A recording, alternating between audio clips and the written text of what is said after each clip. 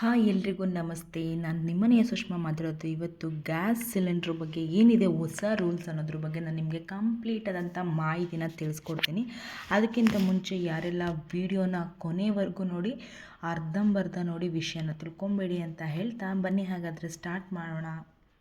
ಅಂದರೆ ಯಾರೆಲ್ಲ ಗ್ಯಾಸ್ ಬಳಕೆದಾರರು ಕೇಂದ್ರ ಸರ್ಕಾರದಿಂದ ಬಂದಿರುವ ಹೊಸ ಗುಡ್ ನ್ಯೂಸ್ ಮತ್ತು ಹೊಸ ರೂಲ್ಸ್ ಏನಪ್ಪ ಅನ್ನೋದಾದರೆ ಪ್ರಮುಖ ಮಾಹಿತಿ ಬಂದಿದೆ. ಇದು ತುಂಬಾ ಇಂಪಾರ್ಟೆಂಟ್ ಆಗಿರುತ್ತೆ. ಪ್ರತಿಯೊಬ್ಬ ಅಡುಗೆ ಅನಿಲ ಹಾಗೆ ಬಳಕೆದಾರರು ತಪ್ಪದೆ ನೋಡಲೇಬೇಕಾದಂತಹ ವಿಡಿಯೋ ಇದಾಗಿರುತ್ತೆ. ದೇಶದಲ್ಲಿ ಕೋಟ್ಯಾಂತರ ಜನರು LPG ಗ್ಯಾಸನ್ನು ಕೂಡ ಸಿಲಿಂಡರ್ ಬಳಕೆ ಮಾಡ್ತಿದ್ದಾರೆ. ಅದರ ಕಾರಣದಿಂದಾಗಿ ಸರ್ಕಾರ ಸಮಯಕ್ಕೆ ಕೆಲವು ಹೊಸ ನಿಯಮಗಳನ್ನು ಜಾರಿಗೆ ತರುತ್ತದೆ.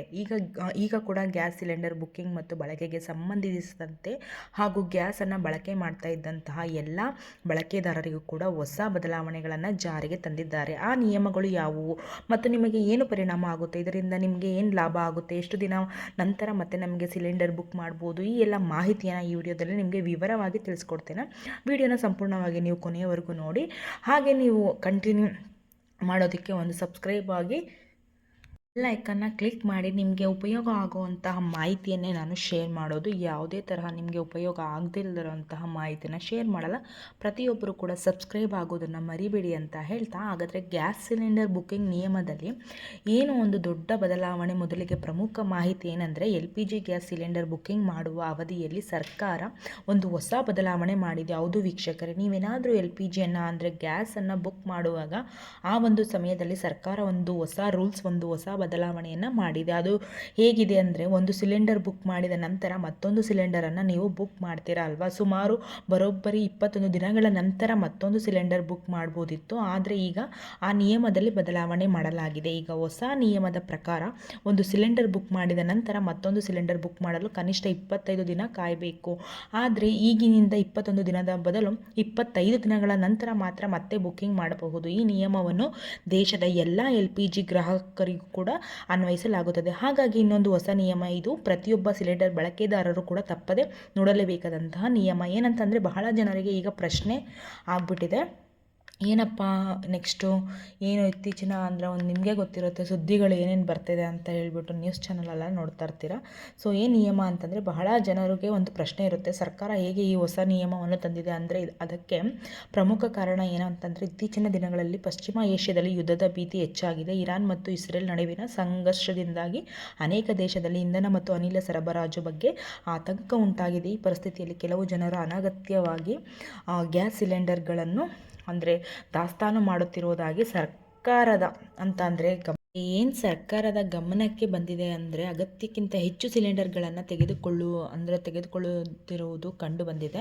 ಸೊ ಇದಕ್ಕಾಗಿ ಕೃತಕ ಕೊರತೆ ಉಂಟಾಗಬಹುದು, ಕೆಲವೆಡೆ ಗ್ಯಾಸ್ ಸಿಗದೇ ಇರುವಂತಹ ಸಮಸ್ಯೆ ಬರಬಹುದು ಮತ್ತು ಅಂದರೆ ಹೆಚ್ಚಾಗಬಹುದು. ಈ ಸಮಸ್ಯೆಗಳನ್ನು ತಡೆಯಲು ಸರ್ಕಾರ ಮುಂಜಾಗ್ರತೆ ಕ್ರಮಗಳನ್ನು ತೆಗೆದುಕೊಂಡಿದೆ. ಹೌದು ವೀಕ್ಷಕರೇ, ಈ ಸಮಸ್ಯೆಗಳನ್ನು ತಡೆಯಲು ಸರ್ಕಾರ ಮುಂಜಾಗ್ರತೆ ಕ್ರಮವಾಗಿ ಈ ಹೊಸ ನಿಯಮಗಳನ್ನು ಜಾರಿಗೆ ಬಂದಿದೆ ಮತ್ತು ಮನೆ ಬಳಕೆಯ ಗ್ರಾಹಕರಿಗೆ ಆದ್ಯತೆಯನ್ನು ಕೊಡಲಾಗಿದೆ. ವೀಕ್ಷಕರೇ ನೋಡಿ, ಇದು ನಿಮಗೆ ತುಂಬಾ ಇಂಪಾರ್ಟೆಂಟ್. ಇನ್ನೊಂದು ಪ್ರಮುಖ ಮಾಹಿತಿ ಏನಂದರೆ, ಕೇಂದ್ರ ಸರ್ಕಾರವು ತೈಲ ಕಂಪನಿಗಳಿಗೆ ಒಂದು ಮಹತ್ವದ ಸೂಚನೆಯನ್ನು ನೀಡಿದೆ. ಅದೇನೆಂದರೆ, ವಾಣಿಜ್ಯ ಉದ್ದೇಶದ ಸಿಲಿಂಡರ್ಗಳಿಗಿಂತ ಮನೆ ಬಳಕೆಯ ಗ್ರಾಹಕರಿಗೆ ಮೊದಲನೇ ಆದ್ಯತೆಯನ್ನು ಮತ್ತು ಮೊದಲನೇ ಗ್ಯಾಸ್ ಪೂರೈಕೆ ಮಾಡಬೇಕೆಂಬುದು ಮಾಹಿತಿಯನ್ನು ಕೇಂದ್ರ ಸರ್ಕಾರ ತೈಲ ಕಂಪನಿಗಳೊಂದಿಗೆ ಮಹತ್ವದ ಮಾಹಿತಿಯನ್ನು ನೀಡಿದೆ. ಅಂದರೆ ಮನೆಗಳಲ್ಲಿ ಅಡುಗೆಗೆ ಬಳಸುವ ಸಿಲಿಂಡರ್ ಮತ್ತು ಸಾಮಾನ್ಯ ಗ್ರಾಹಕರ ಸಿಲಿಂಡರ್ ಇವುಗಳಿಗೆ ಮೊದಲನೇ ಆದ್ಯತೆ ನೀಡಬೇಕು ಎಂದು ಸರ್ಕಾರ ಸೂಚಿಸಿದೆ. ಇದರ ಮುಖ್ಯ ಉದ್ದೇಶ ಏನಂದರೆ, ಯುದ್ಧ ಅಥವಾ ಇತರ ಪಶ್ಚಿಮಾದ್ಯಂತ ಕೂಡ ಸಾಮಾನ್ಯ ಜನರಿಗೆ ಅಡುಗೆ ಅನಿಲದ ಕೊರತೆ ಆಗಬಾರ್ದು ಅಂತ ಈ ಒಂದು ರೂಲ್ಸನ್ನು ತೆಗೆದುಕೊಂಡು ಬಂದಿದ್ದಾರೆ.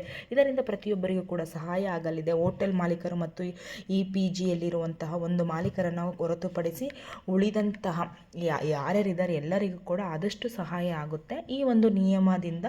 ಮತ್ತು ಕೊನೆಯ ನಿಯಮ ತುಂಬಾ ಇಂಪಾರ್ಟೆಂಟ್ ವೀಕ್ಷಕರೇ. ಇದು ನೋಡಿ, ಭಾರತದ ಹೊಸ ದೇಶಗಳಿಂದ LPG ಅಂತ ಅಂದರೆ ಏನಿದೆ ಪಡೆಯಲು ಮಾತುಕತೆ. ಹೌದು, ಇನ್ನೊಂದು ಪ್ರಮುಖ ವಿಷಯ ಏನಪ್ಪ ಅಂತಂದರೆ, ಇರಾನ್ ಮತ್ತು ಇಸ್ರೇಲ್ ನಡುವಿನ ಘೋಷಣೆ ಕೆಲವು ದೇಶಗಳಲ್ಲಿ ಅಂದರೆ ಅನಿಲ ಸರಬರಾಜು ಅಂದರೆ ವ್ಯತ್ಯಾಸವಾಗುವ ಸಾಧ್ಯತೆ ಕೂಡ ಇದೆ. ಆ ಕಾರಣಗಳಿಂದಾಗಿ ಭಾರತ ಈಗ ಮುಂಚಿತವಾಗಿ ಕ್ರಮ ತೆಗೆದುಕೊಳ್ಳುತ್ತಿದೆ. ಮಾಹಿತಿಯ ಪ್ರಕಾರ ಭಾರತ ಕೇವಲ ಇತರ ದೇಶಗಳೊಂದಿಗೆ ಮಾತುಕತೆ ನಡೆಸುತ್ತಿದೆ. ಅವು ಯಾವ ದೇಶಗಳು ಅಂದರೆ ಆಸ್ಟ್ರೇಲಿಯಾ, ಇಸ್ರೇಲ್ ಮತ್ತು ಕೆನಡಾ ಹಾಗೂ ನಾರ್ವೆ. ಈ ದೇಶಗಳಿಂದ LPG ಗ್ಯಾಸ್ ಪಡೆಯಲು ಸರ್ಕಾರ ಪ್ರಯತ್ನ ಮಾಡುತ್ತಿದೆ.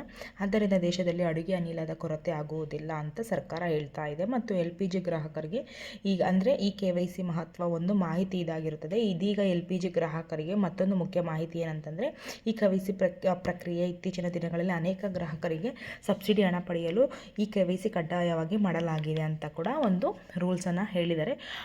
LPG ಬಳಕೆ ಮಾಡುತ್ತಿದ್ದರೆ ನಿಮ್ಮ ಆಧಾರದ ಲಿಂಕ್ ಆಗಿರಬೇಕಾಗುತ್ತೆ. ಬ್ಯಾಂಕ್ ಖಾತೆಗೆ ಸರಿಯಾಗಿ ಲಿಂಕ್ ಕೂಡ ನೀವು ಕರೆಕ್ಟಾಗಿ ಈ KYC ಪೂರ್ಣವಾಗಿರಬೇಕು. ಈ ಪ್ರಕ್ರಿಯೆಗಳು ಸರಿಯಾಗಿದ್ದರೆ ಮಾತ್ರ ಸಬ್ಸಿಡಿ ನಿಮ್ಮ ಹಣ ನಿಮ್ಮ ಬ್ಯಾಂಕ್ ಖಾತೆಗೆ ಜಮಾ ಆಗುತ್ತೆ. ಹೌದು, ಅಂದರೆ ಯಥಾತಥವಾಗಿ ಹೆಂಗೆ ನಿಮಗೆ ಹಣ ಬರ್ತಿತ್ತು ಸೊ ಅದೇ ಥರನೇ ನಿಮಗೆ ಹಣ ಸಿಗ್ತಾ ಇರುತ್ತೆ.